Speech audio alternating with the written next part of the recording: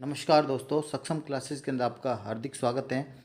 मित्रों, आज हम बात करने वाले हैं यूरोप महाद्वीप से संबंधित महत्वपूर्ण प्रश्नों के बारे में, जो वीडियो मेंस की दृष्टि से वेरी इंपॉर्टेंट है। जितने भी इंपॉर्टेंट क्वेश्चंस बनते हैं वो हमने यहाँ पे लिए हैं, तो एक बार इस वीडियो को जरूर देखिए।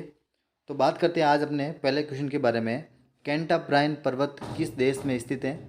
कैंटाब्राइन पर्वत किस देश में स्थित है? आपके सामने चार ऑप्शन दे रखे हैं और यहाँ पे जो अपना सही आंसर होगा वो होगा स्पेन। ठीक है, कैंटाब्राइन पर्वत स्पेन देश में स्थित है।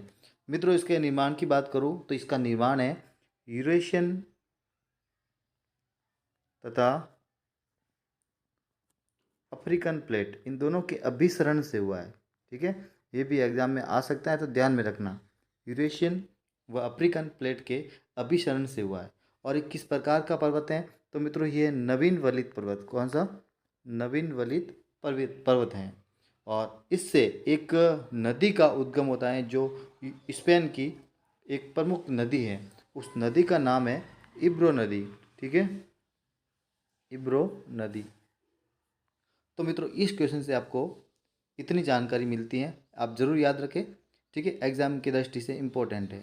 नेक्स्ट अगले क्वेश्चन के बारे में बात करते हैं। अगला क्वेश्चन देखिए, ये रहा। निम्नलिखित में से कौन सा पर्वत निम्नलिखित में से कौन सा पर्वत स्पेन तथा फ्रांस के मध्य सीमा बनाता है? ठीक है, वेरी इंपॉर्टेंट है, ये भी ध्यान रखना। स्पेन तथा फ्रांस के मध्य सीमा बनाता है। तो मित्रों, चार ऑप्शन दे रखे हैं और यहाँ पे जो आपका सही आंसर होगा वो होगा पिरेनीज पर्वत। कौन सा? पिरेनीज पर्वत। मित्रों, ये भी एक नवीन वलित पर्वत है। कौन सा? नवीन वलित पर्वत है और ये स्पेन तथा फ्रांस के मध्य सीमा बनाने का कार्य करता है। और इस पर्वतीय क्षेत्र में एक देश स्थित है, उस देश का नाम है अंडोरा। क्या नाम है? अंडोरा। ये भी ध्यान में रखना, क्योंकि अपने टॉपिक है, ठीक है, भौगोलिक स्थान, तो उसमें पूछ सकते हैं आपको, तो इस बात का ध्यान रखना है। ठीक है, तो इस बात का आपको ध्यान रखना है। दो क्वेश्चन आपके यहाँ हो गए। नेक्स्ट देखते हैं। अगला क्वेश्चन देखिए मित्र, ये रहा। आल्प्स पर्वत के संदर्भ में कौन सा कथन असत्य है? ठीक है, तो मित्रों, चार ऑप्शन दे रखे हैं। इस पर्वत की सबसे ऊंची चोटी माउंट ब्लांक है। इस पर्वत की सबसे ऊंची चोटी माउंट ब्लांक है, ये 100% सत्य है। और इसकी ऊंचाई है जो 4807 मीटर। ठीक है, कितनी? 4807 मीटर है, जो यूरोप की दूसरी ऊंची चोटी है। ठीक है, दो नेक्स्ट है। ये फ्रांस, स्विट्जरलैंड तथा इटली के सीमा क्षेत्र पर स्थित नवीन वलित पर्वत है। तो मित्रों, ये भी सही है, फ्रांस, स्विट्जरलैंड तथा इटली की सीमा पर कैसा पर्वत है? नवीन वलित पर्वत है। ठीक है, इस बात का आपको ध्यान रखना है। इस पर्वत से राइन तथा रॉन नदियों का उद्गम होता है। राइन तथा रॉन नदियों का उद्गम होता है, तो ये भी बात 100% सत्य है। नेक्स्ट, उपयुक्त में से कोई नहीं, मतलब सही आंसर क्या होगा? उपयुक्त में से कोई नहीं, यानी कोई भी कथन असत्य नहीं है, सभी कथन सत्य हैं। ठीक है, और मित्रों, इसका जो निर्माण है, इसका निर्माण भी यूरेशियन तथा अफ्रीकन प्लेट के अभिसरण से हुआ है। ठीक है, तो तीन नंबर जो क्वेश्चन था, उससे इतनी जानकारी हमको मिलती है। नेक्स्ट देखते हैं अगले क्वेश्चन के बारे में। देखिए मित्रों, अगला। इटली की राजधानी रोम इटली की राजधानी रोम तथा वेटिकन सिटी किस नदी के किनारे अवस्थित है? तो मित्रों, चार ऑप्शन दे रखे हैं। टिबेर नदी, यूराल नदी, मित्रों ये यूराक नहीं है, यूराल नदी। ठीक है, राइन नदी और डेन्यूब नदी। तो मित्रों, आपको बता दूं, यहाँ पे जो आपका सही आंसर है वो है टिबर नदी या टाइबर नदी मिलता है आपको। ठीक है, टिबेर नदी। तो इटली की राजधानी रोम तथा वेटिकन सिटी टिबेर नदी के किनारे अवस्थित हैं। ठीक है, और मित्रों, इस नदी का उद्गम है एक पर्वत से होता है, उस पर्वत का नाम है एपिनाइन्स। ठीक है, कौन सा? एपिनाइन्स पर्वत। इस बात का भी आपको ध्यान में रखना है। इटली की राजधानी रोम तथा वेटिकन सिटी टिबेर नदी के किनारे अवस्थित हैं, और इस टिबेर नदी का जो उद्गम होता है एपिनाइन्स पर्वत से होता है, और ये भी एक प्रकार का नवीन वलित पर्वत है। कैसा? नवीन वलित पर्वत है। ठीक है, बढ़ते हैं आगे और अगले क्वेश्चन के बारे में बात करते हैं। यूरोप महाद्वीप की सबसे ऊंची चोटी कौन सी है? यूरोप महाद्वीप की सबसे ऊंची चोटी कौन सी है? तो ऑप्शन दे रखे हैं mount एकांगुआ, Robson, mount Denali, mount Elbrus. तो यहाँ पे जो आपका सही आंसर है वो है माउंट एलब्रुस। क्या आंसर है? Mount Elbrus.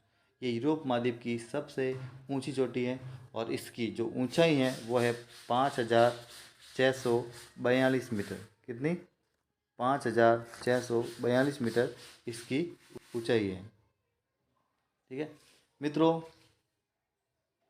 ये किस पर्वत में स्थित है? तो ये ध्यान रखना, ये काकेशस पर्वत। कौन सा? काकेशस पर्वत। काकेशस पर्वत में ये स्थित है, जो काला सागर तथा कैस्पियन सागर के बीच में स्थित है। ठीक है, यहाँ काला सागर है और यहाँ पे कैस्पियन सागर, दोनों के बीच के अंदर स्थित है। ठीक है, काकेशस पर्वत। तो ये बात को आपको ध्यान में रखना है। और ये पर्वत जो मित्रों यूरोप तथा एशिया के बीच में अंत महाद्वीपीय सीमा का निर्माण भी करता है, इस बात को भी आपको ध्यान में रखना है। ठीक है, तो बढ़ते हैं मित्रों अगले क्वेश्चन के बारे में। अगला क्वेश्चन आपके सामने ये रहा। निम्नलिखित में से कौन सा पर्वत यूरोप तथा एशिया के मध्य सीमा बनाता है? निम्नलिखित में से कौन सा पर्वत यूरोप तथा एशिया के मध्य सीमा बनाता है? चार ऑप्शन दे रखे हैं। बल्कान पर्वत, ठीक है, बल्कान पर्वत, यूराल पर्वत, काकेशस पर्वत और पिंडस पर्वत। ठीक है, तो मित्रों सभी को पता होगा कि सही आंसर क्या होगा। जो यूरोप तथा एशिया के मध्य सीमा बनाता है वो पर्वत है अपना कौन सा? यूराल पर्वत। ठीक है, इस बात को आपको ध्यान में रखना। ये पर्वत किस देश में स्थित है? तो ये रूस के अंदर स्थित है और इसी पर्वत से यूराल नदी का उद्गम होता है। कौन सी नदी?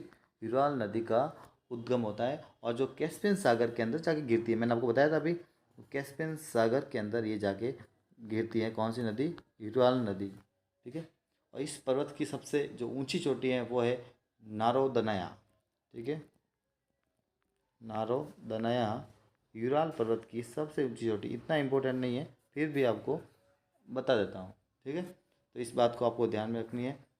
वापस मित्रों पिंडस पर्वत देखिए, ये पिंडस पर्वत है मित्रों ग्रीस के अंदर स्थित है। कहाँ पे? ग्रीस के अंदर। और ये भी एक प्रकार का नवीन वलित पर्वत है। कैसा? नवीन वलित पर्वत है। बल्कान पर्वत के अंदर बात करूँ तो मित्रों बल्कान पर्वत ये मित्रों रोमानिया तथा बुल्गारिया, रोमानिया तथा बुल्गारिया, रोमानिया तथा बुल्गारिया के अंदर स्थित है। और ये भी मित्रों एक प्रकार का नवीन वलित पर्वत है। ठीक है, तो इस बात को आपको ध्यान रखना। इस पर्वत की सबसे जो ऊंची चोटी जो जो बल्कान पर्वत है वो है बोटेव। इतना इंपॉर्टेंट नहीं है, ध्यान में नहीं रखना है। ठीक है, तो मित्रों ये हो गया अपना 6 क्वेश्चन हो गए। नेक्स्ट देखते हैं। नेक्स्ट देखिए मित्रों, निम्नलिखित में से यूरोप में स्थित जिले हैं। तो ऑप्शन ऑप्शन दे रखा है लाडोगा झील, ओनेगा झील, कॉन्स्टांस झील और जेनेवा झील। ठीक है मित्रों, तो आप बताइए कौन सा आंसर सही होगा। तो यहाँ पे उपयुक्त सभी यानी सभी जिले यूरोप के अंदर स्थित हैं। इस बात को आपको ध्यान में रखना है। तो मित्रों लॉडोगा झील की बात करूँ, लॉडोगा झील ये मित्रों यूरोप की सबसे बड़ी मीठे पानी की झील है। ठीक है, बड़ी मीठे पानी की झील है। ठीक है, इस बात का आपको ध्यान रखना। कहाँ पर स्थित है? रूस के अंदर ये स्थित है और इस झील से एक नदी का उद्गम होता है, वो है नेवा।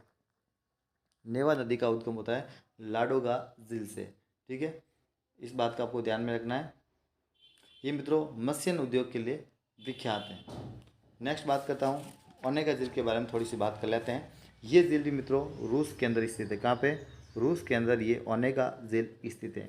ये यूरोप की दूसरी सबसे बड़ी मीठे पानी की झील है। इससे भी एक नदी का उद्गम होता है, उस नदी का नाम है स्वीड नदी। कौन सी? स्वीड नदी का, ठीक है, उद्गम होता है और यहाँ से निकलती है सुई नदी। कहाँ से? ओनेगा झील से, जो लाडोगा झील में जाकर गिरती हैं। ठीक है, कहाँ पे? लाडोगा झील में जाकर ये गिरती हैं। इस बात का आपको ध्यान में रखना है। ठीक है,